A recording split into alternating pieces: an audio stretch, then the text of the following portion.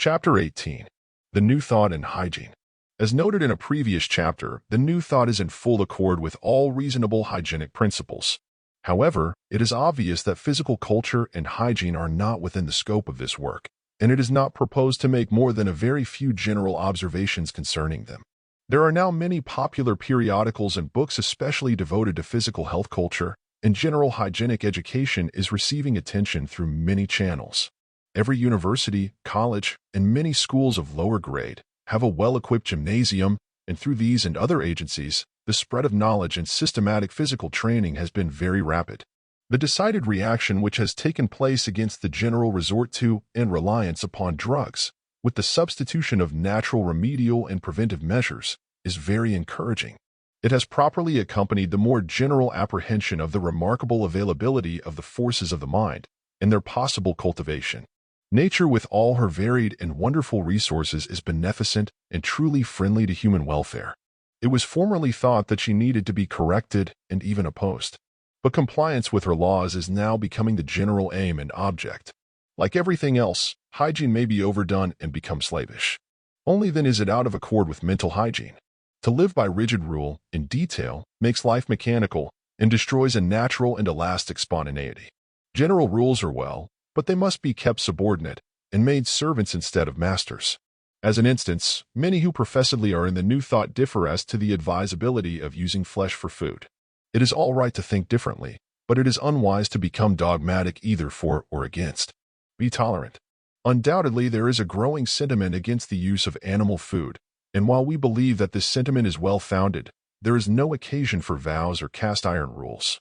The question is not of vital import, and individual liberty and taste should govern. While plain and simple foods and moderation in quantity are important, digestion is in great degree a matter of mental states. The well-poised man will be led naturally and almost intuitively toward a wise discrimination in the matter of physical nourishment. Too much food is a far more common error than too little. The laws of life put a premium upon moderation. Stimulation, whether through the use of spirituous liquors, drugs, tobacco, or strong tea or coffee, involves the formation of a debt which draws compound interest. In some shape, it must be paid to the uttermost farthing. Life is an unending series of experiments. Until the real man, the higher self, gains the conscious control, he is in some degree of slavery. If one's rights and privileges are invaded from without, the act is resented, but far more generally man is enslaved by his own lower nature.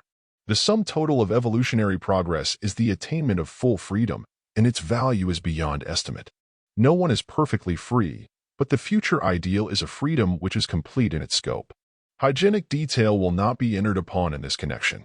With all the light of the present time, it should not be necessary to urge upon intelligent people the importance of plenty of fresh air, including open windows and sleeping rooms at night, cultivated and systematic deep breathing. The thorough mastication of food, plenty of pure water, frequent bathing, all-around judicious exercise, purity in mind and body, and, in general, prudent care without anxious thought. Athletics and sports in moderation are wholesome, but there is a decided tendency toward unwarranted extremes. The body is a delightful servant but a tyrannical master.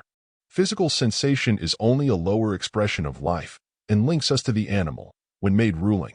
The relation of the physical organism of man to the material elements which surround him is so intimate, reciprocal, and perfect that its interpretation and solution will be an ever-increasing delight to the thoughtful student.